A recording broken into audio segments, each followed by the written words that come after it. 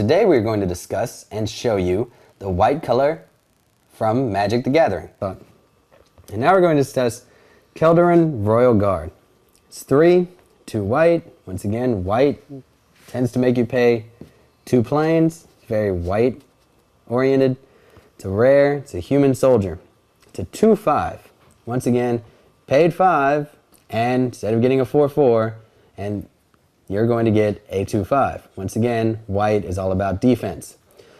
But the kicker here is it has a really cool ability. The cool ability is that when you tap it, all combat damage that would be dealt to you by unblocked creatures this turn is dealt to Kjeldoran Royal Guard instead.